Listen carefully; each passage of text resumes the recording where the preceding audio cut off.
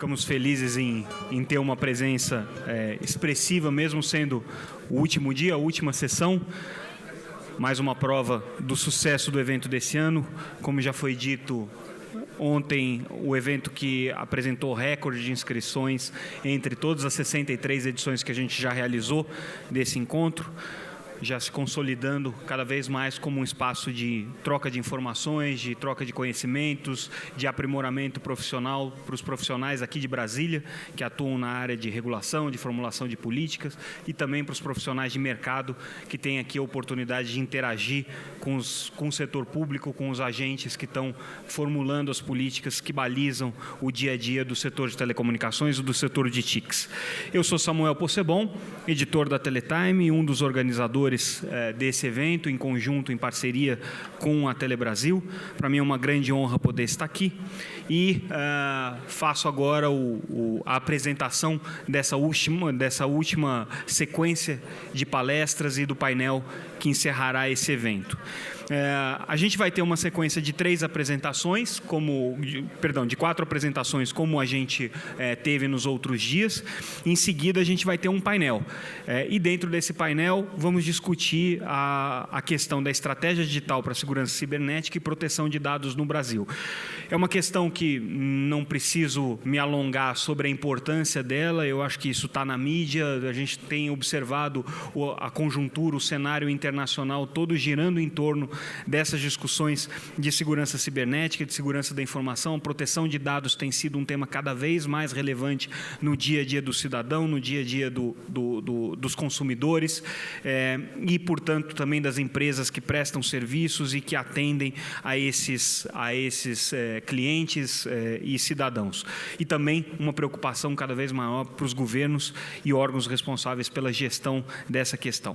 Então, a gente vai ter algumas apresentações que estão relacionadas a esse tema, outras apresentações que não estão relacionadas a esse tema também, dentro da nossa política de poder trazer aqui a visão de todas as prestadoras de serviços de telecomunicações, né? E daí, quando montarmos o painel, aí eu serei o moderador. Hoje coube a mim essa função, para mim é uma grande honra poder moderar e é uma das coisas que eu gosto realmente de fazer. Então, estarei aqui como provocador dessa última mesa. Mas agora, para dar início aos trabalhos e começarmos propriamente o nosso painel, eu gostaria de convidar como conferencista e convidado de honra para essa sessão o general Oliveira Freitas, que é diretor de Segurança da Informação do Gabinete de Segurança Institucional da Presidência da República. Eu pediria uma salva de palmas para o general Oliveira Freitas e agradeço a presença. O púlpito é seu, general, por favor. Bom dia. É uma satisfação e uma grande honra para o Gabinete de Segurança Institucional da Presidência da República e, em especial, do nosso Departamento de Segurança da Informação, termos a oportunidade de fazer essa pequena apresentação da nossa estrutura e do nosso trabalho. Nós veremos rapidamente, nesses 15 minutos, a nossa estrutura organizacional e as nossas competências. Veremos o âmbito das ligações do departamento, o trabalho relacionado com a Política Nacional de Segurança da Informação e os nossos macro-objetivos. Este é um organograma mínimo da Presidência da República para os senhores entenderem onde nós estamos situados dentro da estrutura da presidência. Presidente, o ministro-chefe do Gabinete de Segurança Institucional, que atualmente é o general Augusto Heleno, a Secretaria Executiva, cujo titular é o substituto eventual do ministro, que é o general Stumpf, e vejam os órgãos subordinados ao ministro. A Agência Brasileira de Inteligência, Secretaria de Segurança e Coordenação Presidencial, Secretaria de Assuntos de Defesa Nacional, Secretaria de Coordenação de Sistemas. E aqui está o nosso departamento. Ele pertencia anteriormente a essa secretaria e, por volta de início de fevereiro, os primeiros dias de fevereiro, o general Heleno, sensibilizado com a importância, o âmbito, a profundidade, a transversalidade dos assuntos tratados pelo departamento, houve por bem alinhá-lo com as demais secretarias, retirá-lo do âmbito dessa Secretaria de Sistemas e colocá-lo ao nível das demais secretarias.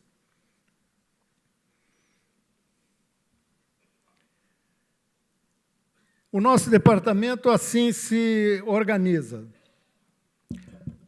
O diretor, com seus assistentes, e as coordenações gerais.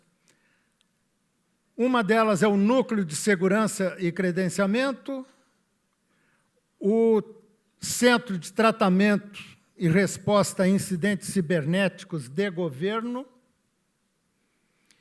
e a Gestão da Segurança da Informação.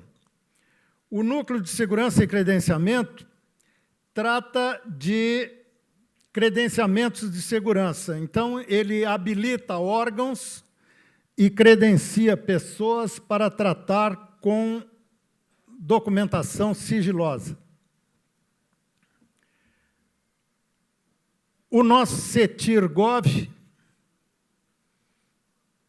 trata da proteção cibernética aos sistemas e redes do governo. E a Coordenação Geral de Gestão da Segurança da Informação trata basicamente de normativos. Então, se elaboram ali desde projetos de lei até normativos internos do departamento.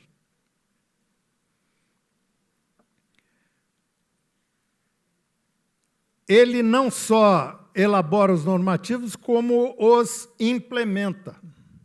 E podem ver que cada uma dessas áreas tem atribuições relacionadas com acordos internacionais, desde propostas até a implementação desses acordos, cada um na sua área.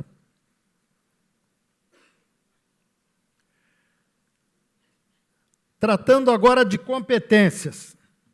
Competências do Gabinete de Segurança Institucional da Presidência. Medida provisória 870.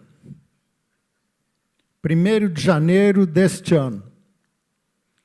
Coordenar as atividades de segurança da informação e das comunicações no âmbito da administração federal. Planejar, coordenar e supervisionar a atividade de segurança da informação no âmbito da administração pública federal e considerados aí a segurança cibernética, gestão de incidentes computacionais, proteção de dados, credenciamento de segurança e tratamento de informações sigilosas. Essas são as atribuições legais do GSI que dizem respeito à nossa área.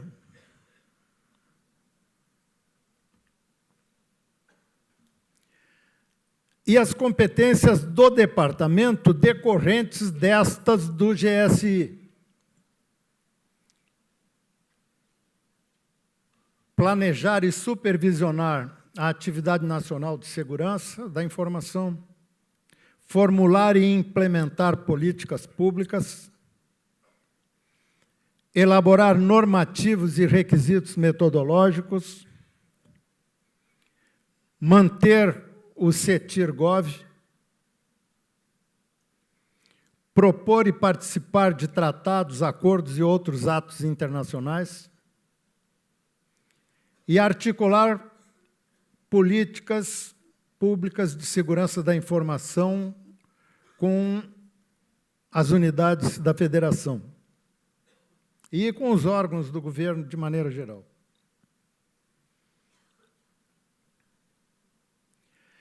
Aqui nós pretendemos dar uma breve noção das nossas ligações para cumprir essas competências.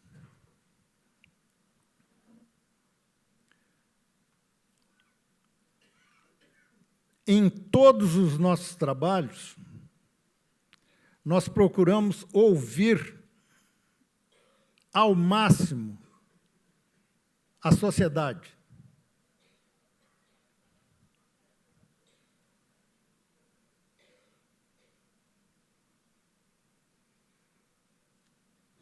Ouvimos os outros poderes, o setor privado, empresarial,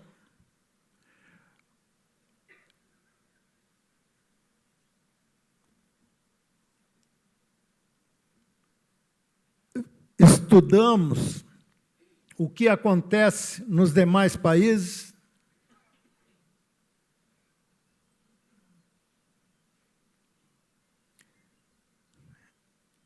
e para cada estudo que se faz, para cada elaboração normativa, se fazem exaustivas reuniões com todas essas entidades para ouvir e procurar atender ao máximo os anseios da sociedade em todos os seus setores.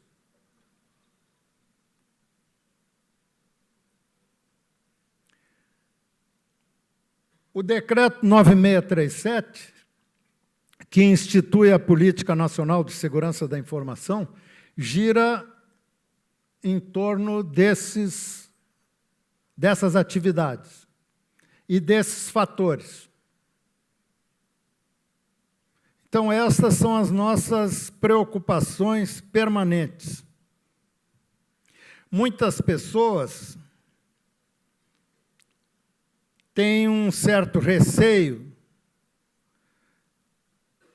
de qualquer atividade relacionada com segurança, mas no nível em que os senhores atuam, os senhores sabem muito bem que quem trata de segurança, como nós,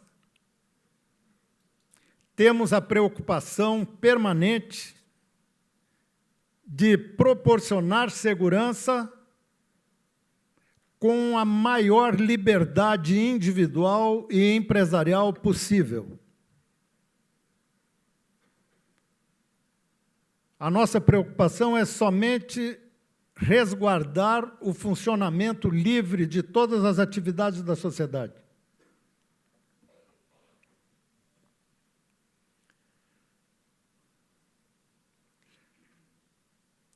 Os senhores sabem que no ano passado, 2018,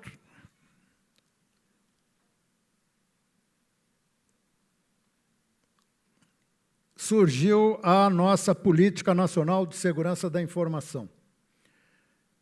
Nós estamos, no momento, trabalhando na Estratégia Nacional de Segurança da Informação, que é o como fazer. E essa estratégia está sendo elaborada em módulos. Módulo da segurança cibernética, módulo da defesa cibernética, módulo da segurança das informações sigilosas e da segurança das infraestruturas críticas. E decorrentes da estratégia, nós vamos para os planos, Plano Nacional de Tratamento e Resposta a Incidentes Computacionais e os outros planos decorrentes de cada estratégia. É interessante lembrar, eu tenho a impressão que a maioria das senhoras e dos senhores sabe disso, nós, para a elaboração da política, no ano passado, e para a elaboração agora da estratégia, nós promovemos reuniões semanais, 2 reuniões por semana, de tardes inteiras e que muitas vezes avançam pela noite, ouvindo os setores, ouvindo a academia, ouvindo o legislativo, o judiciário, o Ministério Público, o setor empresarial, ouvindo e registrando os anseios, as preocupações, as sugestões, para depois passarmos a colocar todos esses fatores no seio da norma. Foi assim na política e assim continuamos a fazer na elaboração da estratégia. E nos planos será a mesma coisa. E essas reuniões são transmitidas por teleconferência. Então, nós temos, normalmente, de 30 a 40 representantes desses diversos setores e mais a audiência, a participação por teleconferência.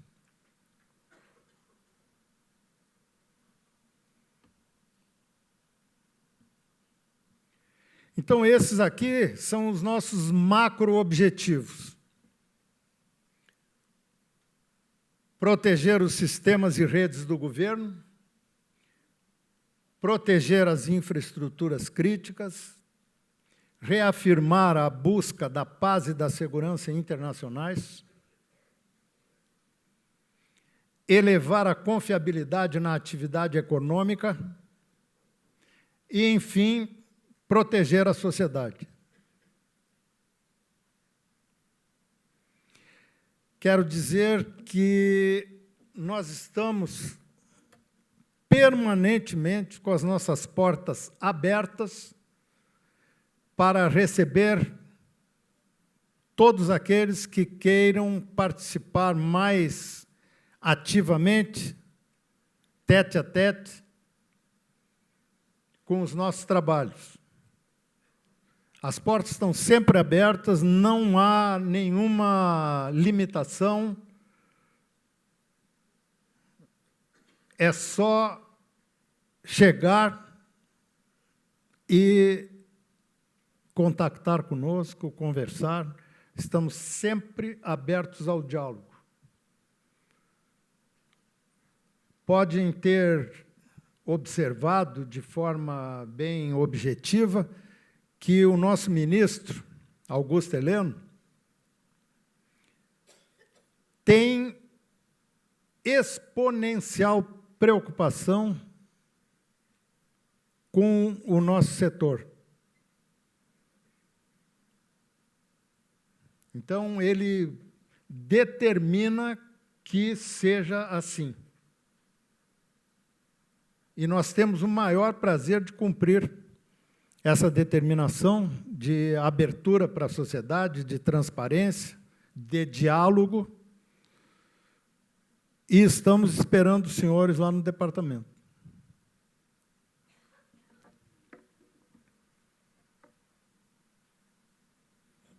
Muito obrigado a todos.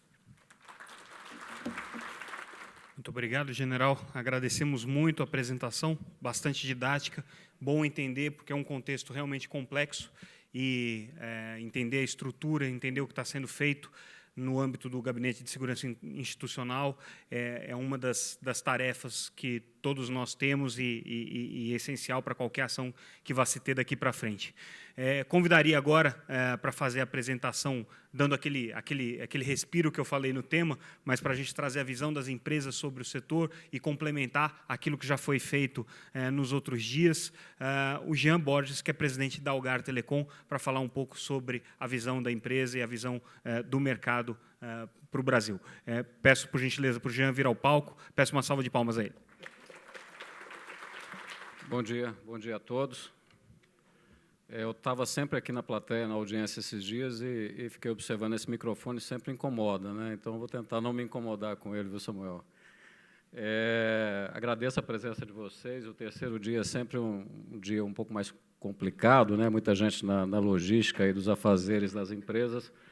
E, enfim, a audiência está até cheia aqui.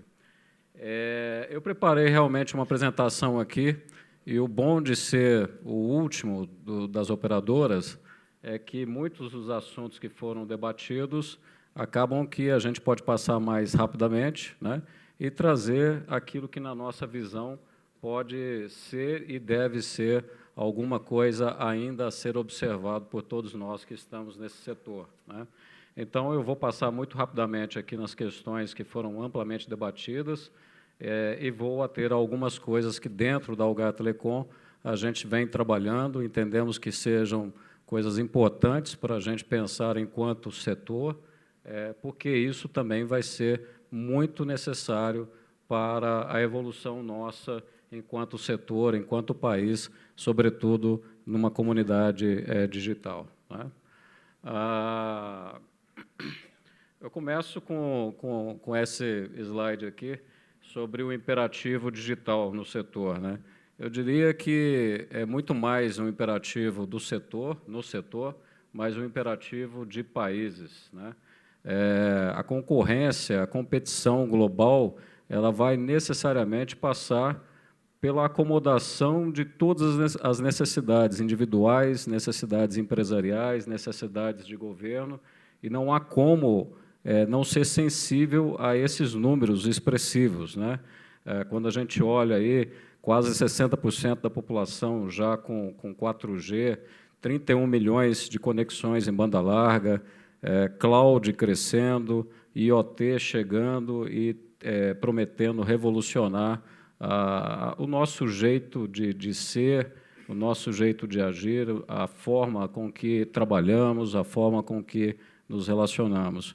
Então, sim, nós, enquanto setor, nós precisamos estar atentos a isso aí e tentar, ao máximo, viabilizar esta evolução, essa transformação, porque, do contrário, não são só as pessoas que não terão acesso, serão empresas, serão entidades e, por conseguinte, o país ficando para trás, né? Isso foi amplamente debatido e concordo plenamente com tudo que foi apresentado aqui. E para esse imperativo se tornar aí uma realidade, né, uma presença em nossas vidas, mais do que o que a gente já tem, e aqui é bom destacar que muito foi feito, mas, infelizmente, a questão do que tem pela frente é muito maior, muito mais rápida, muito mais exponencial do que o que fizemos até aqui. Portanto, as velocidades, as ações e intensidade com que vamos fazer as questões daqui para frente vão ter que ser revistas, porque se a gente continuar do jeito que a gente veio até aqui, realmente o gap, numa situação exponencial, só tende a aumentar, a despeito de todos os nossos esforços e da máxima boa vontade de todos os agentes envolvidos nessa questão. Então, estamos falando ali, de um lado, uma demanda cada vez crescente, né? Uma demanda que não é só na questão das famílias, pessoas físicas, mas também na questão das empresas. E eu trago aqui uma visão de micro e pequenas empresas que, ao nosso ver, cada vez mais precisa de uma atenção, de um olhar diferenciado nosso, porque verdadeiramente é aí que a maior parte dos empregos, a maior parte da geração, vamos dizer assim, de oportunidades futuras deverá estar acontecendo. E, nesse sentido, nós, da Algar Telecom, temos feito um trabalho bem diferenciado nesse segmento e achamos que tem ainda um mar aí de desafios a serem alcançados e, por outro lado, oportunidades a serem capturadas, né? Tem aí também uma crescente demanda por velocidade e conectividade. E aqui, senhores, a gente fala muito em país digital, empresas digital, sociedades digital, mas eu vou dizer, tudo isto é super importante, mas a conectividade não é sexy, mas é essencial para isso aí. Se não houver conectividade, e conectividade de qualidade, com resiliência, em abundância, né, e com preços justos, e quando eu falo preços aqui, eu estou falando de custos nossos da empresa e também uma parcela muito significativa de impostos que a gente tem que de maneira bem objetiva, endereçar isso aí, compõe aí todo esse emaranhado que precisa ser trabalhado e precisa ser evoluído. Porque aí essa questão de 5G, IoT, indústria 4.0, que está na base disso tudo, vai se viabilizar, ou então haverá aí dificuldades imensas para que isso aconteça, né? Vai acontecer, mas em que velocidade, em que condição, eis a questão e eis a dificuldade aqui que nós todos temos que endereçar. Por outro lado, todos os agentes com muita disposição para investir, com muita disposição para retomar aí a ampliação de todos os investimentos, fazer o que é necessário, mas, né, também já foi bem abordado aqui, insegurança do ponto de vista regulatório, leis e regulações que não fazem muito mais sentido, que tem aí tudo para acontecer. Tivemos aqui ontem um anúncio que, em julho, as coisas começam a evoluir, né, mas a sensação é de que poderíamos estar bem mais à frente nesse ponto. Não vou olhar para a metade do copo vazio, mas sempre fica aquela sensação de que poderíamos estar mais à frente. A questão aí dos fundos setoriais, realmente precisamos olhar para isso aí, porque se queremos ter um país mais justo, com regiões que não são bem servidas por essa conectividade, por essa infraestrutura tão necessária para tudo isso que estamos falando, é necessário que esses fundos sejam realmente voltados para aquilo que foi a sua origem, né? Que sejam fundos cada vez mais destinados a expandir essa infraestrutura. Eu fiquei muito impressionado com a visão que foi trazida ontem sobre fundos setoriais americanos, né, em que são verdadeiramente investidos no setor para expandir a infraestrutura. E vejam, senhores, num país tão pródigo em infraestrutura, né, para quem vai lá constantemente, parece que não há mais regiões onde a infraestrutura precisava de tanto, vamos dizer assim, incentivo. E há, né, porque a corrida é realmente cada vez mais rápida e exponencial, como eu mencionei. E, assim, de novo, eu vim aqui o ano passado, acho que o retrasado também, e, se tiver oportunidade, Samuel, no próximo ano também falarei. É impressionante, a carga tributária nossa é parecida com produtos supérfluos. Então, telecom está no mesmo nível de tributação de produtos que são considerados como perigosos à saúde, de maneira supérflua, né? Porque a carga tributária é esta, e olha-se mais pela facilidade na arrecadação do que propriamente na questão da realidade para estimular muitas outras indústrias, muitas outras questões em nossa sociedade. Isso é uma coisa que precisa ser endereçada.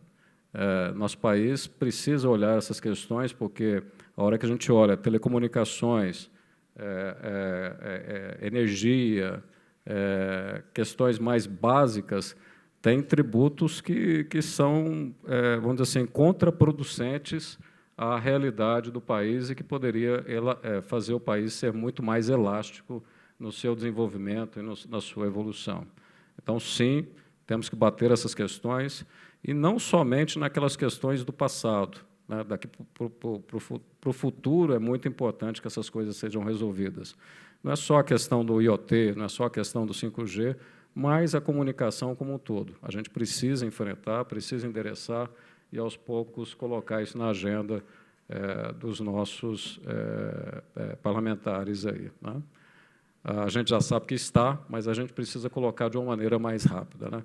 E respostas a gente já tem, né? Já existem muitas respostas. Então, o PLC Júlio, né? Vamos lá, Júlio, a regulação eficaz aí, ou seja, adequação regulatória, uma regulação menos onerosa, menos tentando prever tudo e mais adaptativa à realidade cada vez mais presente em nossos dias, que a tecnologia evolui numa velocidade muito maior do que a capacidade nossa de legislar. Então, é importante que haja, sim, um reconhecimento de que o mercado tem muitos aspectos aí que pode se autorregular e, de alguma maneira, mais eficaz do que o que a gente vem até então fazendo, né? E uma coisa que, assim, não adianta, né? Não adianta ter o PLC, não adianta ter uma regulação eficaz. Eu fiquei muito impressionado com o prefeito de Porto Alegre, né? O meu prefeito também de Uberlândia, né? Mas a questão, assim, realmente, 5.700 municípios, impossível a gente ter aí a implementação dessa lei das antenas com a intensidade que a gente precisa para fazer o 5G acontecer e essa conectividade extrema tão necessária ao país acontecer. E aqui a gente pensa que lei das antenas é só para antena, né? Mas mesmo redes, fibras, hoje é quase que impossível você endereçar, você realmente fazer chegar a infraestrutura. E por tudo que a gente viu no 5G aqui, ao longo desses dias, tudo que vai acontecer em termos de antenas para cima, uma densidade maior, vai ter que acontecer em termos de redes para viabilizar toda a parte de transmissão e conectividade necessária para as antenas. Então, é um gargalo, é uma situação importante que a gente vai ter que endereçar, porque, do contrário, não há digital se não houver infraestrutura. Repito, a conectividade pode não ser sexy, mas ela é essencial para que tudo isso que a gente está falando aqui aconteça, né? Luiz, a foto aqui, o cabelo era um pouquinho mais preto, mas eu acho que ainda é válida, né? Então, vou aproveitar esse tempo que eu tenho para falar um pouco da Algar Telecom, né? Lembrando que a gente sempre tem um propósito de servir. Isso aqui veio do nosso fundador, não sei para quantos que conhecem, mas Algar são as iniciais do nosso fundador, Alexandrino Garcia. Então, a gente fala que na Algar Telecom a gente tem nome e sobrenome, e isso faz toda a diferença em nossa atuação, em nosso atendimento, em nosso dia a dia da empresa. Eu fico satisfeito de anunciar aqui para vocês, no ano passado, quando estive aqui, a gente estava chegando ao Nordeste, não tínhamos ainda iniciado as operações lá. A gente iniciou as nossas operações em 18 cidades, as capitais e as principais cidades do Ceará para baixo, né? E agora a gente tem uma condição de ir expandindo em mais localidades naquela região. Portanto, a Algar Telecom já está presente aí no Nordeste, Sudeste, Centro-Oeste e Sul, e, aos poucos, a gente vai levando esse propósito para mais regiões do país, e os nossos produtos também e serviços com esse diferencial sempre focado no atendimento. Eu quero falar aqui, esses próximos dois slides, de uma coisa importante sobre essa revolução digital que nós estaremos, por um lado, impulsionando e, por outro lado, passando por.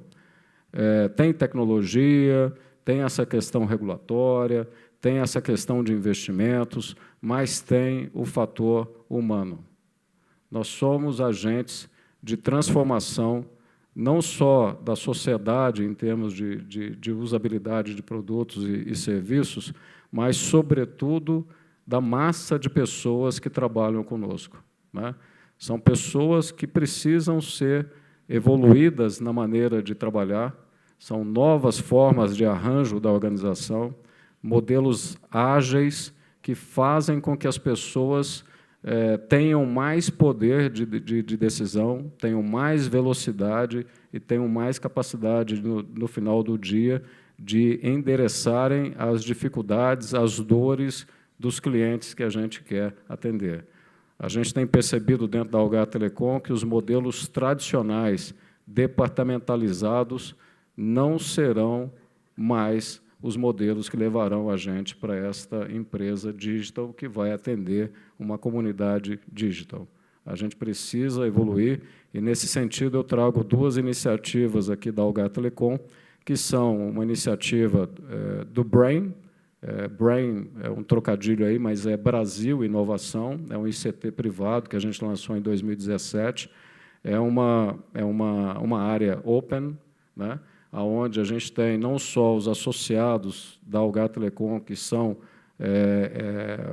dedicados por um período de 4 a 6 meses para trabalhar em novas metodologias, mas aberto ao mercado como um todo, para startups, para parceiros, concorrentes, né? Esse mundo é de competição, para endereçarmos dores específicas dos clientes nos vários segmentos, no nosso caso, principalmente aí segmento B2B.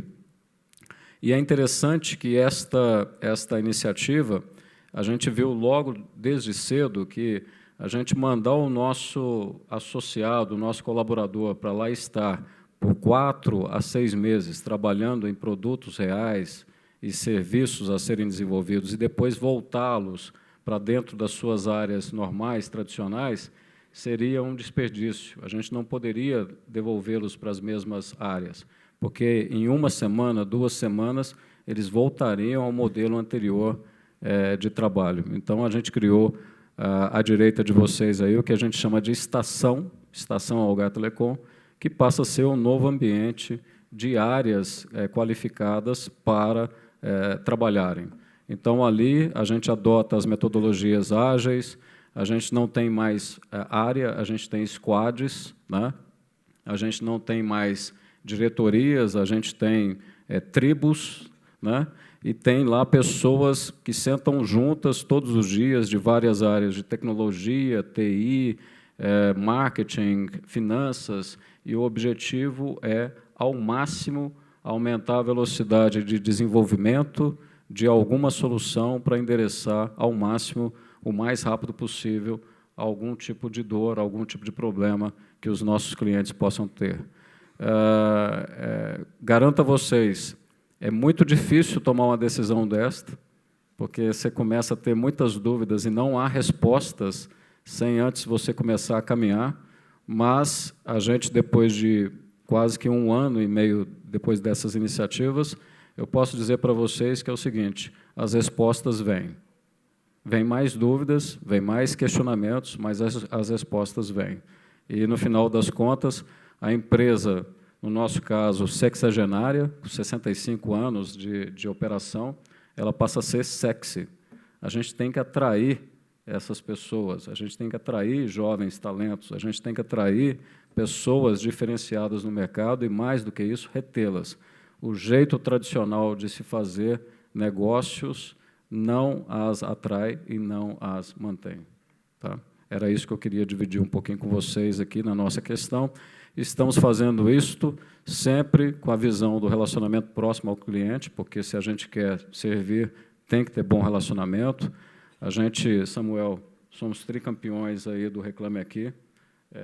Me lembro que a última vez que eu fui receber o prêmio no Reclame Aqui, as pessoas não entendiam como que uma telco podia estar lá. Eu acho que isso é bom para a Algar Telecom, mas isso é uma coisa que o setor precisa pensar, precisa endereçar isso aí. Temos aí um índice de satisfação dos clientes B2B extremamente alto, né? 9 a cada 10 falam que o atendimento nosso é ótimo, excelente. Isso aqui é super importante, porque churn, retenção e novas oportunidades sempre acontecem. E isso não vem à toa, né? Temos dentro da organização uma diretoria executiva, ela senta ao lado do CFO, ao lado do CTO, ao lado do diretor de estratégia regulatório e fala sobre clientes. Porque o cliente, normalmente, ele é ausente nas mesas aí das diretorias, né? Então, é importante isso, que tudo que a gente consegue não é ao acaso, tem muito trabalho aí nesse sentido. E o nosso grande objetivo é continuar entregando resultados sustentáveis aí. Eu não trago aqui as visões financeiras, mas trago algumas questões que mostram que, muito além da parte financeira, a Algar Telecom tem endereçado aí uma sustentabilidade interessante. É a primeira vez que eu estou trazendo aqui a questão do Pacto Global. Nós somos signatários já há algum tempo. O Pacto Global tem aí cerca de 18 metas, né? 17 metas de sustentabilidade nos mais variados itens, né, para o crescimento sustentável das sociedades no mundo todo, e nós, da Algar Telecom, direta ou indiretamente, a gente está contribuindo com 7 destas metas. Então, a gente muito se orgulha com isso aí, e fica aqui, então, o nosso agradecimento, o reconhecimento, viu, Samuel, de todo aí o Telebrasil deste ano, que está realmente legal. Espero que o ano que vem a gente vença essa questão do PLC, avance na questão aí das antenas, né, e, sobretudo, na questão aí dessa questão fiscal para a gente favorecer essa transformação. Muito obrigado a todos. Isso aí, muito obrigado, Jean. Excelente apresentação. É sempre bom a gente, como a Algar é uma empresa com um pouco mais de atuação de nicho, nem sempre todo mundo tem acesso às informações sobre o que eles estão fazendo, mas realmente é um exemplo e é uma empresa que a gente olha com muito carinho, porque consegue trazer resultados muito interessantes. E você tem razão, Jean, a gente tem dificuldade aqui no painel do Telebrasil de virar algumas páginas, mas não é por culpa nossa, não, tá? A gente realmente gostaria de poder falar de outros assuntos, mas a gente sabe que Brasília tem os seus ritmos, tem os seus tempos e tem os seus fantasmas também, e é difícil espantá-los todos. Mas seguimos trabalhando, quem sabe o ano que vem algumas coisas já mudaram, né? Vamos dar sequência, então, às nossas apresentações. Agora, voltando já um pouco mais para o eixo que coordena esse painel, gostaria de convidar o Ghassan Dreibi, diretor de Cyber para a América Latina da Cisco, para fazer a sua apresentação. Peço uma salva de palmas para ele.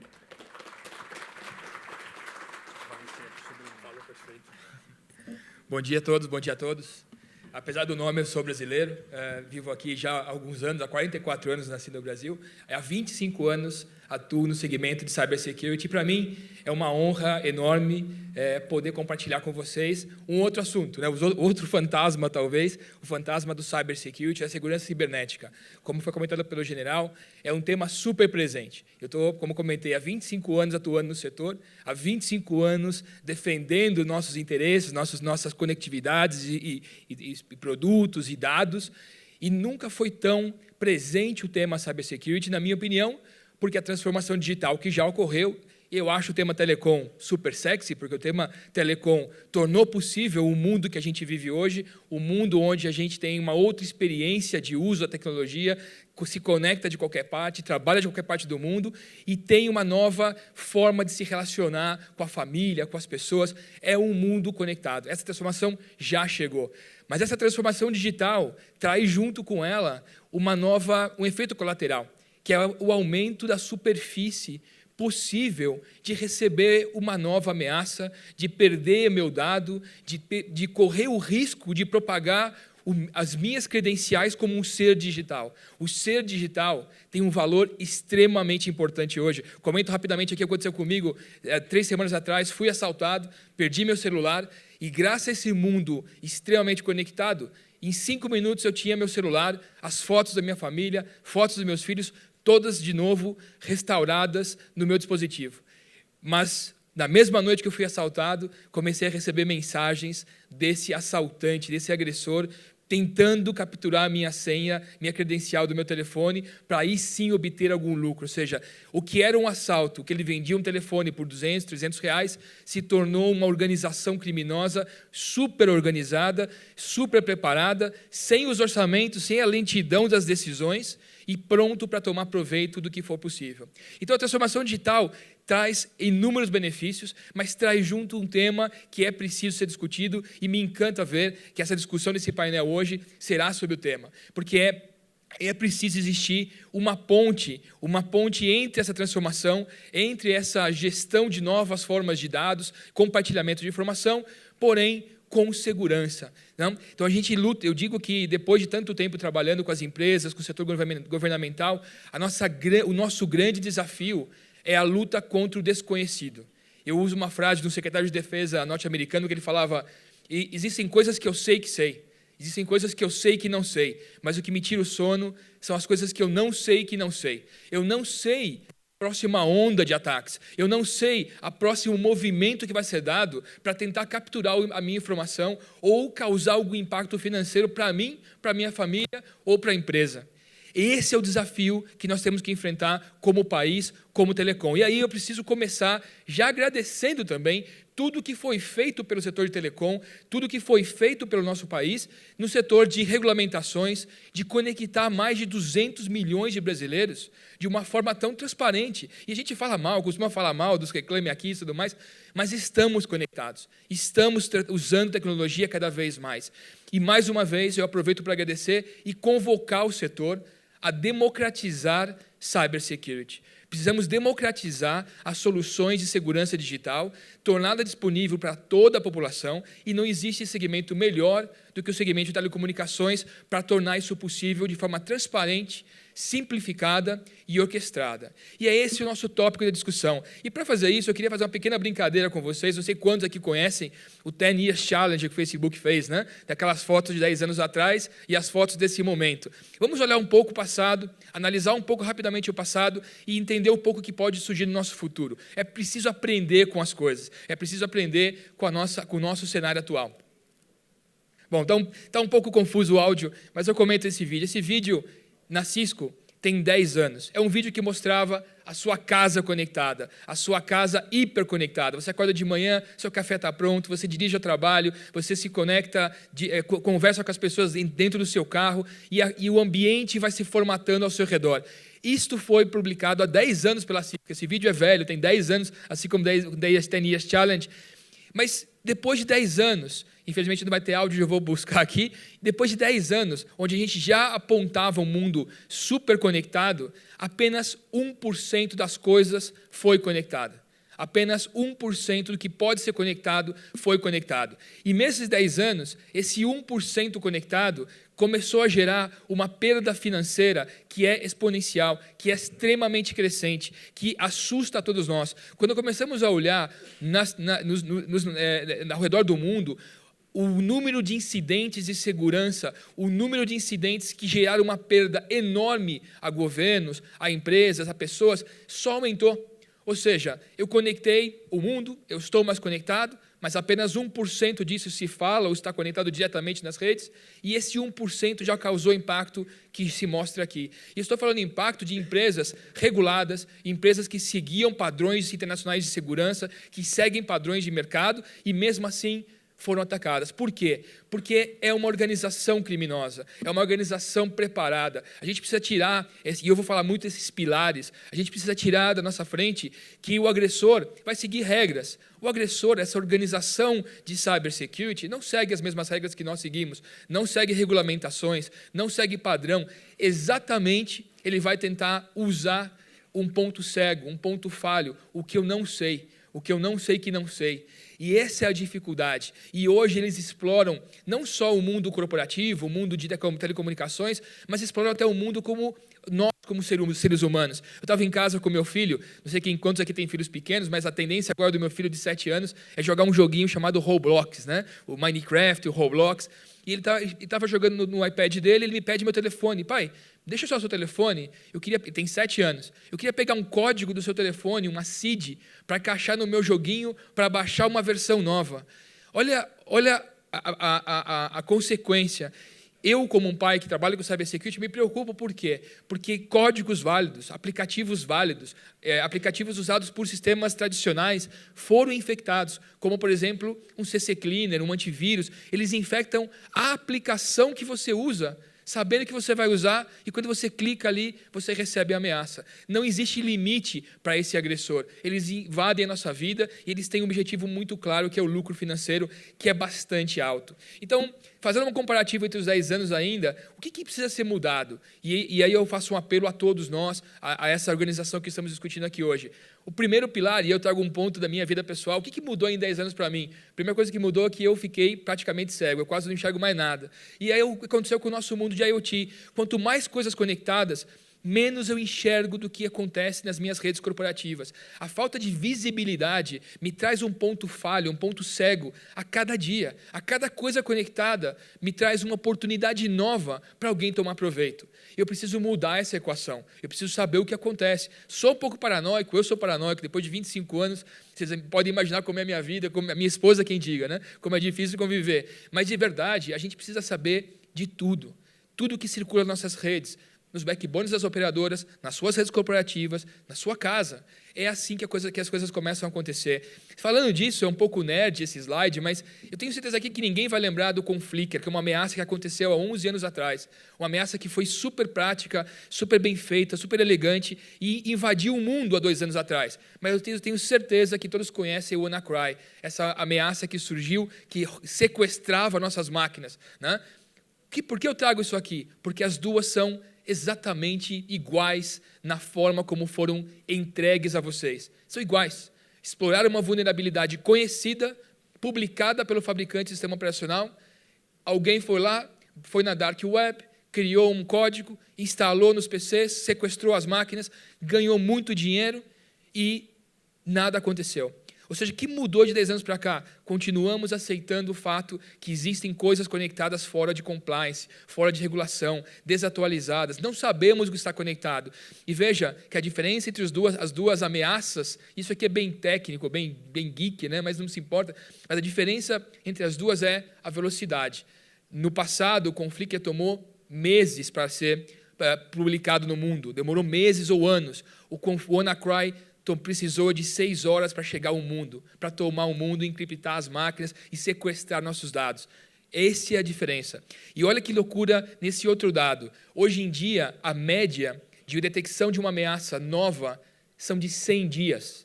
Eu levo 100 dias para detectar que existe uma nova ameaça cibernética no mundo. 100 dias.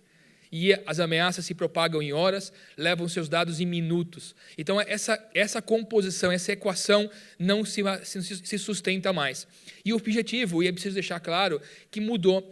O foco das ameaças deixou de ser a infraestrutura corporativa e passou a ser o usuário. Nós somos o foco. Nós, como cidadão, somos o foco desses ataques. A minha credencial, o meu ser digital, os meus usuários, as minhas autenticações, o meu controle do meu smartphone tem um valor enorme. Imagina eu, como executivo da Cisco, perder a minha credencial, não só a credencial dos meus dados pessoais, mas meu acesso à rede corporativa. Então, por que não atacar a mim, em vez de atacar os milhares de sistemas de segurança que a Cisco tem?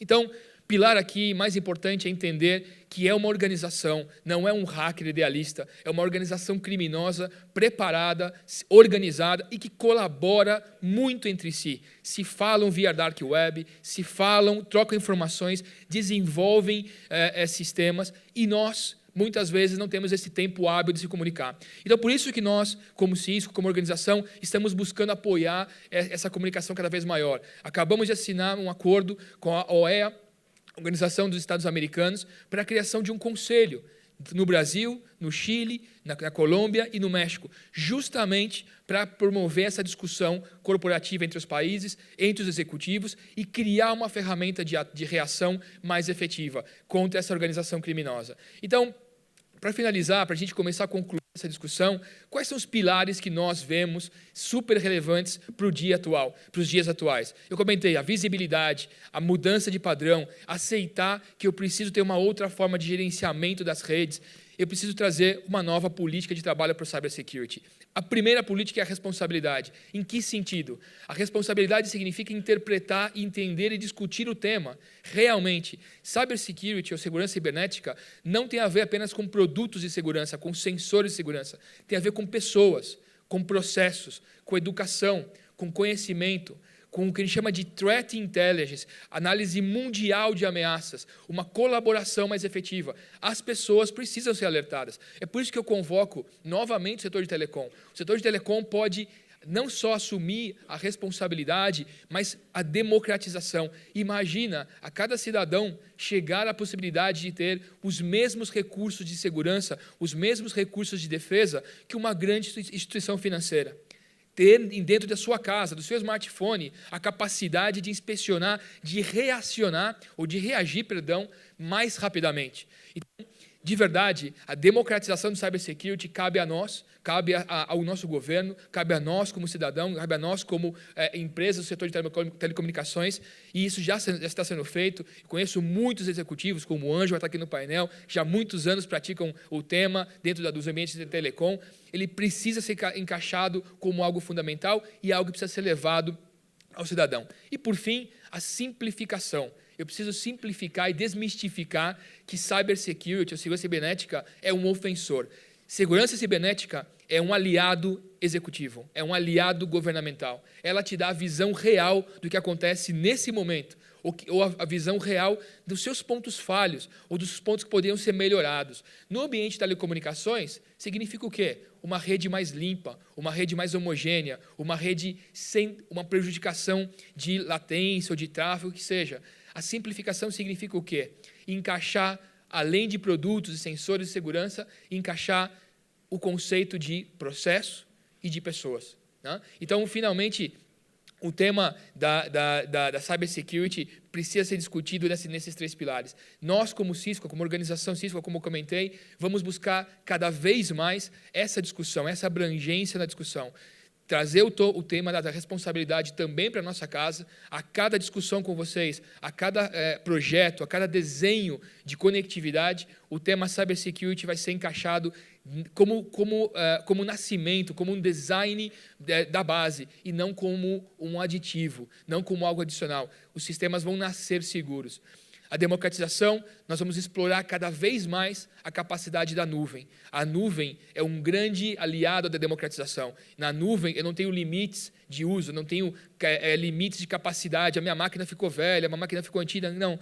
Na nuvem, em cloud, eu posso usar o que eu quiser. Obviamente, pagando o valor adequado por usuário ou por tamanho de empresa. Essa é um conceito bem chave, mudar as nossas definições como investimento em tecnologia, sair do mundo simplesmente de equipamentos locais, mas olhar para o mundo como algo mais abrangente. E a simplificação, como nós simplificamos? Nós criamos um grupo de trabalho chamado Talos. Talos é um grupo de 400 pessoas, engenheiros, matemáticos, que fica em Washington, e esse grupo trabalha ao redor do mundo, olhando as ameaças que ocorrem em diversas empresas. O dia na Cisco, só para a gente concluir a minha apresentação, um dia normal na Cisco é um dia de 20 bilhões de web requests por dia, de algo em torno de 1,1 trilhões de incidentes. Um dia normal na Cisco gera 22 major attacks, ou ameaças agressivas, 22 por dia. E eu estou seguro que não é só a Cisco que acontece isso, são 150 mil devices, 70 mil pessoas, as nossas empresas, nossas nações passam pelo mesmo. Se eu não estou vendo esses ataques, é a falta de visibilidade. Esses 22 ataques que chegam a Cisco, 5 deles são discutidos em War Room, e 5 deles têm uma ação de remediação mais agressiva. Eu, como usuário final, não tenho essa percepção. A minha máquina fica parada no máximo 40 minutos numa ocorrência como essa. Por quê? Porque existe um processo, existe uma mudança de paradigma do que é cybersecurity. Como gerenciar esse mundo conectado, mais agressivo, mais dinâmico, e esse agressor que é extremamente preparado. Esse aqui é o ponto que eu deixo para vocês para discussão. Muito obrigado pelo convite, pela oportunidade. Espero ter sido não tanto terrorista na minha apresentação e muito mais otimista na convocação de trabalharmos em conjunto, junto com a OEA, junto com as organizações brasileiras. Muito obrigado.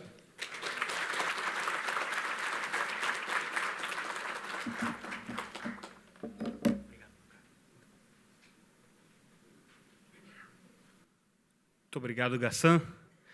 Eu aproveitei durante a palestra dele, já reconfigurei aqui as configurações de segurança do meu celular, porque sempre fica preocupado, né? Então, já me ajustei aqui. Queria convidar, então, agora para fazer a próxima apresentação, a Márcia Ogawa, líder de TMT da Deloitte. Já esteve aqui o ano passado, voltou esse ano. Márcia, por gentileza, a palavra é sua. Cadê a Márcia? Está aqui. Uma salva de palmas para ela. Aqui aqui sempre esse púlpito é alto, né? Ano que vem... Não, tá ótimo, tá ótimo. Ou ano que vem... Não, tá ótimo. Não tem problema, eu estou só brincando aqui. Bom dia a todos.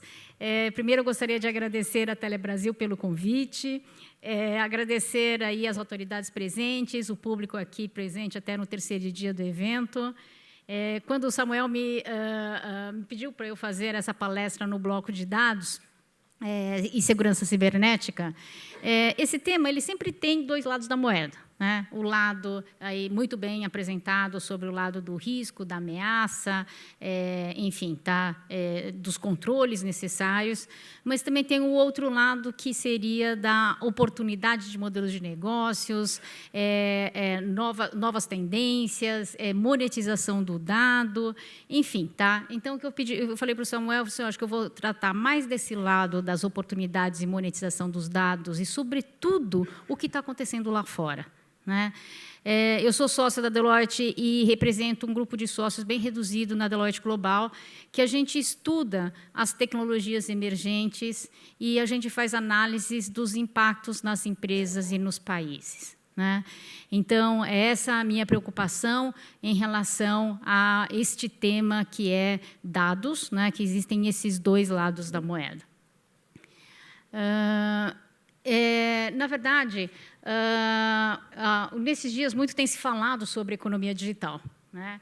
Ela está aqui presente, impactando todos os países e todos os mercados. As novas tecnologias como 5G, IA, IoT, robótica, mídias sociais, cloud, combinadas, proporcionam um sem número de inovações e alteram a dinâmica dos mercados, a relação entre os países, a forma como as empresas se organizam e a forma como os consumidores acessam produtos e serviços, impactando também as relações de trabalho. O entendimento de quando, onde e por quem serão executados os novos trabalhos nas novas organizações que surgem ou se modificam é chave nos dias de hoje, né? Os 13,1 milhões de brasileiros desempregados e a alarmante curva de crescimento do desemprego não pode ser analisada somente pela lente econômica de curto prazo. O olhar de longo prazo de como os 13,1 milhões de desempregados não se transformam em 50 milhões é igualmente importante. Então, as decisões que tomaremos hoje impactarão o futuro de nossos filhos e nossos netos. Para isso, é necessário um entendimento profundo do que é economia digital, os fundamentos, os alicerces econômicos que estão sendo impactados. É um novo tipo de capitalismo que está sendo criado. A Deloitte, em conjunto com o World Economic Forum, publicou um estudo chamado Platforms and Ecosystems, Enabling the Digital Economy, que descreve o conceito dos ecossistemas digitais e como estão sendo criados no mundo. E por que isso é importante para a gente discutir aqui hoje no Brasil, neste evento? Primeiro, porque para as operadoras vão caminhar para o 5G. Né? E o que acontece dentro do 5G? Muitos dos serviços elas serão criados em outras indústrias. Vai sair desse âmbito só de consumer, a parte dos serviços novos, as receitas novas a serem capturadas estão em outras indústrias. Por isso que é imperativo que se entenda profundamente a nova dinâmica do mercado e das indústrias. E para os especialistas em segurança cibernética aqui presentes, deste bloco, é imperativo que se conheça os fundamentos dos ecossistemas digitais, cuja essência são os dados. Que tipo de ameaça isso traz? E o que são os ecossistemas digitais? São novas formas de organizar uma atividade econômica. O ecossistema digital consiste em entidades, produtores, fornecedores, inovadores, clientes, financiadores, reguladores e outros que são digitalmente conectados, porém organizadas de forma não hierárquica. Até então, como é que as empresas eram organizadas? De uma forma hierárquica, né? Você tinha o fornecedor, o produtor, o distribuidor e o cliente. E hoje, dentro do conceito de ecossistema digital, a relação é complexa, sendo os elementos da cadeia não restritos àquela vertical ou indústria. E existe um compartilhamento de dados, um compartilhamento de de conhecimento que faz com que essas empresas sejam conectadas através de uma plataforma. E, até então, como é que era a competição? A competição era entre as empresas de cada elo. Tá? De cada elo. Agora, a competição é competição entre os ecossistemas. Então, o mundo mudou. E ele está mudando dentro da nova economia. Essa é uma outra maneira de a gente enxergar como é que são organizados os ecossistemas digitais. E hoje, basicamente, o consumidor final ele escolhe o produto e seus componentes ou compra um pacote de um integrador. No novo conceito, o orquestrador do ecossistema fornece os componentes críticos, estabelece os termos de entrega, decide quem complementa, faz uma curadoria e não tem posse dos elementos. Os ecossistemas surgem como resultado da digitalização. E múltiplas empresas se conectam através de uma plataforma para entregar uma solução customizada para o cliente. E, muitas vezes, a plataforma é um meio para os clientes fazerem negócios. Aqui está um exemplo de ecossistemas digitais sendo formados no setor agrícola. E veja o exemplo dessa evolução. O produtor de produto digital, provedor de soluções, integrador de soluções e ecossistema integrado. O processo de digitalização é estrutural, ele não é localizado em uma única empresa. O uso do dado cresce à medida que o ecossistema é ampliado. Sobre essa camada de dados, existe a inteligência. E como que esse movimento tem afetado a dinâmica de mercado? O que está passando é que os conceitos tradicionais das verticais de indústria, eles são afetados à medida que os ecossistemas digitais promovem convergência entre setores. Estava até aqui discutindo com o Levi, eventualmente, até nos próximos eventos Telebrasil, deveremos ter pessoas de outras indústrias aqui participando. A Deloitte também fez um outro estudo que analisa a convergência dos setores. E a gente olhou 3 grandes regiões, Estados Unidos, Europa e Ásia-Pacífico. E nós constatamos que os grandes motivadores para essas alianças são o desenvolvimento de novos produtos, a melhoria das operações, e, principalmente, para atingimento de novos mercados e novos clientes. E, quando a gente olha como é que está acontecendo essa convergência de indústria nesses grandes blocos, nós percebemos que mais de 80% você tem uma empresa de TMT, ou seja, tecnologia, mídia ou telecomunicações, no cerne desta convergência. E como é que funciona esse conceito de plataforma? O orquestrador do ecossistema normalmente monta uma plataforma com a filosofia de dados, processos, acessíveis via API. Outras empresas podem consumir esses dados, processos e modelos via API para fazerem negócios entre si ou para fazer fora do ecossistema. E exemplo mais tangível que nós temos, por exemplo, que está bem perto da gente, é a plataforma iOS ou Android, né? Inúmeras empresas utilizam essas plataformas para criarem seus negócios digitais. Mas o que está acontecendo, esse é um exemplo das empresas digitais nativas. Mas o que está acontecendo também é que esse movimento está acontecendo nas outras indústrias. E eu apresentei aqui de maneira pictórica, né, esse conceito dos ecossistemas. E como é que isso vai acontecer dentro do Brasil, na minha visão, né? Existirão essas plataformas oriundas, puxadas pelas empresas de tech e telecom, né, e que vão estar explorando os dados, vai ter a camada de conectividade e provendo serviços. Poderão existir também as plataformas puxadas pelos governos, né, e também as diversas plataformas vindo do setor da manufatura e outros setores industriais. Isso vai acontecer, na nossa visão, como se fosse na Revolução Industrial passada, existiram empresas nacionais e multinacionais, e o que é imperativo é que o Brasil consiga aproveitar essa onda, né? Quais são essas oportunidades que o Brasil pode aproveitar? Primeiro, é o fomento das oportunidades das PYMEs, startups, sobretudo em AI. Quando a gente está falando de economia digital, nós estamos falando muito o uso inteligente do dado, né? Então, quando eu vejo, muitas vezes, várias startups no Brasil, eles precisam subir na cadeia de valor, de tal sorte que consigam também estabelecer empresas com foco em AI. Segundo, a oportunidade de lançar plataformas de setores estratégicos brasileiros que consigam atingir os alcances globais. Terceiro, seria a oportunidade para as empresas, sobretudo médias brasileiras, se conectarem a essas plataformas globais. Quarto, a oportunidade das próprias telcos monetizar, sobretudo no ambiente do 5G, e subir na cadeia de valor.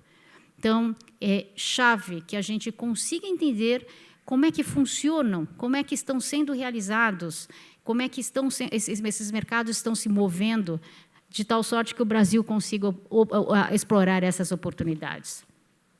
Gostaria de compartilhar com vocês também um outro estudo da Deloitte, mas ainda focado em inteligência artificial. Nós analisamos os planos de inteligência artificial de 8 países para entender suas expectativas em relação a essa tecnologia, entrevistando várias empresas desses países. Os países considerados nesse estudo foram, acho que estão no próximo slide, tá? Mas o que esse gráfico mostra? A curva verde, ela significa que a empresa ela acha que o AI é um diferencial competitivo. Tá? Desculpa, a curva azul.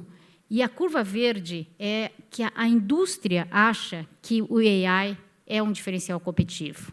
Ou seja, quando todas as indústrias já assimilarem o AI, todas as empresas assimilarem o AI e aquela indústria, esta aqui forma uma janela, tá, de oportunidade de diferenciação através do AI. E o que é alarmante é que o nosso estudo ele constata que esta janela de oportunidade diferencial competitivo utilizando o AI, nestes países analisados, é de 3 a 4 anos. Aqui está o outro gráfico também bastante interessante desse mesmo estudo. É um gráfico que mostra a análise e a comparação entre os países. Esse gráfico eu gosto bastante, por quê? Porque o cinza ele mostra qual é o receio que aquele país tem em relação ao uso do AI.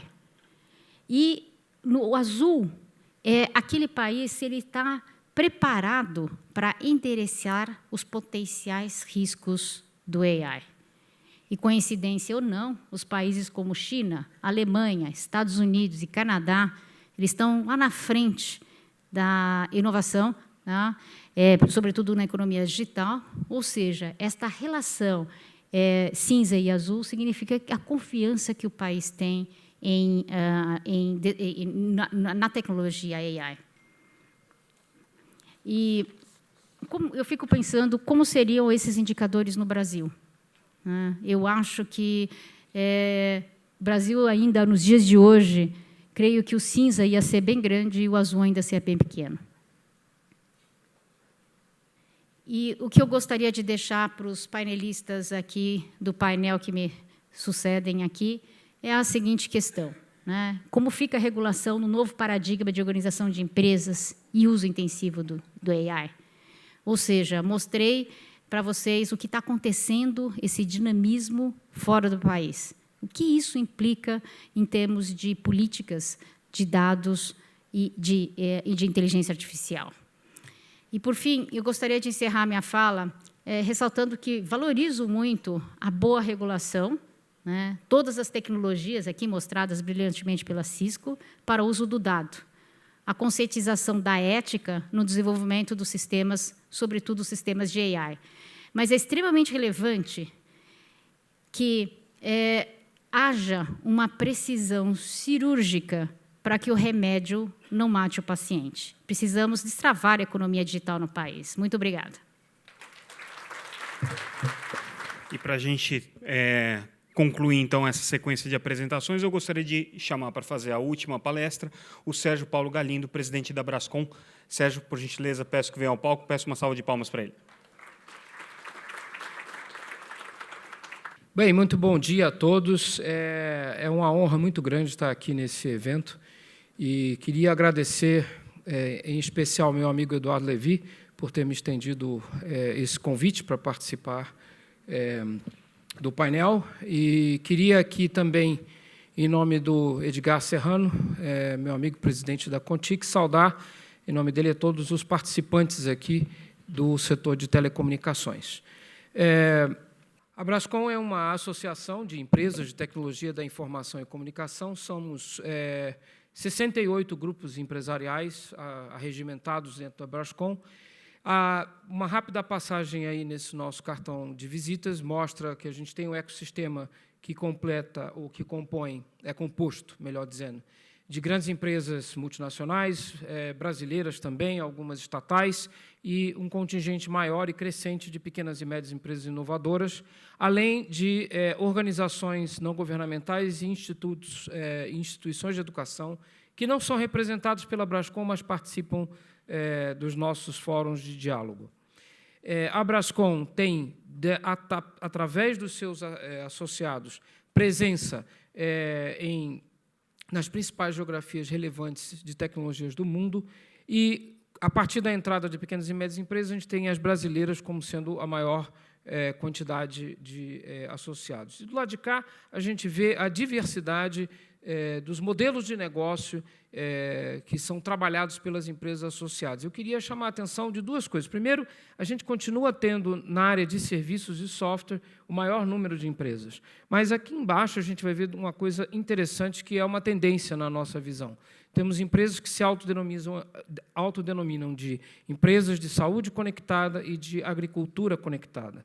Isso significa que, num futuro, e eu acho que não demora muito, todas as empresas serão empresas de tecnologia da informação e comunicação, na medida em que aquelas que fizerem a sua transformação digital sobreviverão, aquelas que não fizerem provavelmente terão muita dificuldade de se manter no mercado. A Brascom tem uma governança de empresas de capital aberto. Esse é o nosso conselho de administração, são 13 executivos, todos são presidentes das suas respectivas empresas ou das suas unidades de TI, e dentro desses 13 nós temos 3 mulheres que são presidentes das suas respectivas unidades, o que é um indício da direção que o setor quer, e eu acho que todos nós compartilhamos disso, que é a direção da diversidade. Não é ainda o extrato da sociedade brasileira, mas é um começo. E, ali em cima, a nossa diretoria e os outros órgãos do Conselho. A Brascom é uma associação que tem, por tradição, trabalhar políticas públicas e relações governamentais. Esse é o nosso principal objetivo institucional. Há 4 semanas atrás, eu revelei aqui mesmo em Brasília esse quadro que é o resumo do nosso relatório setorial, que envolve aquilo que nós chamamos de macrosetor de tecnologia da informação e comunicação, que, para a gente, é composto de 3 subsetores: o setor das empresas de telecomunicações, está ali no cantinho, o setor das empresas que fabricam bens e prestam serviços tecnológicos, e a produção da TI, que é feita dentro dos nossos clientes. E eu queria só destacar aqui 2 números importantes. O primeiro, 480 bilhões de reais foi o faturamento bruto, equivalente, no caso da TI in-house, que representa, na verdade, a produção do setor, ou representou em 2018, o que corresponde a 7% do PIB. E eu gosto sempre de chamar a atenção de que isso não é muito conhecido pela população em geral aqui no Brasil. E um outro aspecto, ou 2 outros aspectos apenas. O primeiro, uma taxa de crescimento que normalmente supera o crescimento médio nacional, e 1 milhão e quase 600 mil trabalhadores altamente especializados que trabalham nas empresas produzindo essa tecnologia para o país. Pois bem, quando falamos aqui agora de tecnologias de segurança cibernética, nós estamos falando desse subsetor aqui, do subsetor de TIC propriamente dito, e nós temos ali, dentro dessa situação, fornecimento de serviços e fornecimento de hardware, de equipamentos ou de appliances para serem aplicados nessa atividade. Nós ainda não temos, ou eu não trouxe aqui, um extrato específico desse subsetor de tecnologia. Mas o que eu queria mostrar para vocês é talvez um proxy disso, que é essa análise do Gartner em termos do tamanho do setor no âmbito mundial, no âmbito global, 124 bilhões de dólares. O tamanho já é surpreendente, mas o que me surpreendeu ao procurar isso daqui foi aquela taxa de crescimento de, nesses 3 anos, chegar a quase 11% ao ano. E, veja, uma taxa de crescimento dessa em dólar é expressiva, o que, na verdade, corrobora um pouco com a percepção do colega da Cisco da pujança com que ataques cibernéticos estão surgindo no nosso setor, na sociedade em geral. Uma outra questão que me deixou um pouco surpreso ao refletir sobre a minha participação aqui foi o seguinte: há 5 anos atrás, mais ou menos, eu participei de um evento parecido com esse aqui, num outro fórum, onde o palestrante indicava que a maior parte dos ataques cibernéticos, 4 anos atrás, era centrada em aspectos de propriedade intelectual, ou seja, fruto de espionagem. Esse quadro mostra uma situação bastante diferente, tá certo? Onde supera agora todos os demais ataques de ransomware, ou seja, aquilo que foi comentado, visando nós como indivíduos para contrapartida monetária, e há uma diversificação das origens dos ataques de um modo geral. Isso faz com que o cenário, na minha avaliação de leigo, se torne um cenário bastante mais desafiador. E é sobre esses desafios que eu quero falar agora, para deixar isso como provocação para a nossa discussão. Então, não acho nem que isso aqui é propriamente uma palestra. Primeiro, na medida em que a gente avança, tá certo, na digitalização do governo brasileiro, tivemos uma fase importante de governo eletrônico, estamos agora na fase de transformação digital da administração pública federal, que está caminhando numa velocidade bastante razoável, eu diria. A gente tem que chegar num governo digital total, certo? Com a aplicação agora de tecnologias novas como AI, como blockchain, etc. Cada etapa dessa traz complexidades na garantia da segurança dos dados da administração pública, que, em última análise, são os nossos dados. Para a gente fazer isso, a Brascom tem trabalhado junto com o GSI, com o general Oliveira Freitas, dentro de propostas bastante conceituais de uma governança de segurança. Eu queria só destacar 2 pontos que a gente já conversou com o GSI. Primeiro, que toda essa estratégia que está sendo desenvolvida, ela é fundamental para a rigidez da administração pública federal, mas ela também é um bom indicativo, um bom norte para estados e municípios. E o segundo aspecto que eu queria destacar aqui é que não se faz segurança sem cooperação internacional. Isso já foi dito, não é? Eu só queria reforçar, porque, para mim, esse é um ponto fundamental em tudo que o Brasil precisa para fazer e deve fazer ao longo desses anos próximos. O outro aspecto que eu queria... Não sei se eu passei rápido demais, deixa eu ver aqui. Não, é isso mesmo. O que eu queria destacar é que, se para as empresas isso já era um imperativo, a aprovação da Lei de Proteção de Dados Pessoais, no ano passado, ainda na sua vacatio legis, ela impõe uma preocupação adicional. A lei trata desse assunto em 2 grandes blocos. Primeiro, no bloco da responsabilidade civil, certo? Há uma disciplina específica de responsabilização por danos causados que se aplica aos 2 papéis que estão na lei, que é o papel do controlador dos dados e o papel dos operadores. Então, aqui você já tem hoje, agora, de maneira bastante simples de entender, mas específica do ponto de vista do direito, essa responsabilização. Mas a lei foi além. Ela tratou também da segurança e das boas práticas com um cabedal de estruturas inovadoras que não são, como no direito antigo, extremamente amarradas, mas que impõem às empresas um cuidado em tratar tanto da questão das medidas que as empresas têm que tomar, quanto da valorização das boas práticas que precisam ser adotadas no Brasil. E essa é uma grande beleza da lei, porque ela abriu um grau de flexibilidade bastante importante, e a lei é elogiada dentro, pelo menos, dos setores empresariais que eu conheço, por causa dessa flexibilidade. Mas isso não vem de graça. Se, de um lado, a gente tem empresas multinacionais que já estão bastante mais acostumadas e já estão, na verdade, muitas delas preparadas até para a entrada da nossa lei, até porque nós somos um dos últimos países das grandes economias mundiais a termos uma lei, isso já não é novidade no primeiro mundo, boa parte das empresas brasileiras, de qualquer porte, grande, médias ou pequenas, terão que se adaptar a uma nova realidade, se não por imperativo de negócios, por imperativo legal. Então, esse é um segundo desafio que a gente tem para enfrentar como país. E o terceiro e último desafio. Nós temos aqui, nesse chart, um extrato de intenções de compra dos setores que são usuários de tecnologia. Tá? Nesse período de 2019 a 2022, das diversas tecnologias de transformação digital, é o que está aqui desse lado. Tem ali também da parte de telecomunicações. E a gente consegue ver aqui claramente segurança da informação como um investimento de 8,9, quase 9 bilhões de reais nesse período. Ou seja, a fenomenologia do exterior já chegou na percepção aqui de nós, das nossas empresas, no país, o que é uma boa notícia. Isso significa a sensibilidade necessária para começar a se enfrentar esse problema. Mas, para enfrentar o problema, a gente tem o terceiro desafio, que foi o que nós fizemos aqui com o nosso relatório de demanda de profissionais.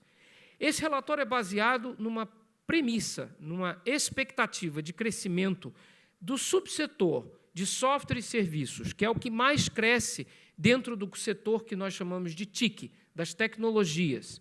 E, dentro desse subsetor, nós mapeamos 329 mil profissionais nesse período de 6 anos, que seria o período onde a gente dobraria o PIB de software e serviço. E, além disso, isso traz na esteira 92 mil profissionais dentro das empresas que fazem as suas TICs in-house. Então, nós estamos falando de 420 mil profissionais altamente especializados, 66% deles especializados em tecnologias de transformação digital. E aí a gente olha para ali e a gente vê segurança da informação com quase 11% de profissionais, 45 no total em 6 anos. E a pergunta é, nós temos hoje oferta de profissionais para esta área? Provavelmente não. A gente tem hoje já uma oferta de 46 mil profissionais por ano nas tecnologias de informática, muitas talvez com currículos ainda da primeira era, mas seguramente a especialização com a sofisticação que a gente vai experimentar, ou melhor, que a gente já está experimentando como país das ameaças cibernéticas, essa a gente não tem. Então, esse é um terceiro pilar de desafio para todos nós, como setores industriais e empresariais, como academia e também como sociedade civil, num processo cada vez maior de conscientização desses riscos. Queria agradecer mais uma vez a oportunidade de estar aqui. Samuel, a palavra é sua.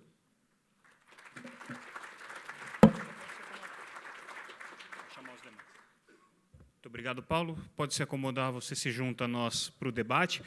O deputado Orlando Silva pediu desculpas, mas não vai conseguir chegar para esse evento por conta de uma razão que está intimamente ligada com o que a gente vai discutir aqui, que é a votação da medida provisória que cria a Agência Nacional de Proteção de Dados, que está pautada para daqui a meia hora. Então, ele realmente não terá condições de sair do Congresso para vir para cá, mas deixou sua mensagem de agradecimento e desejou um bom painel a todos nós. Então, vamos seguir em frente aqui sem o deputado.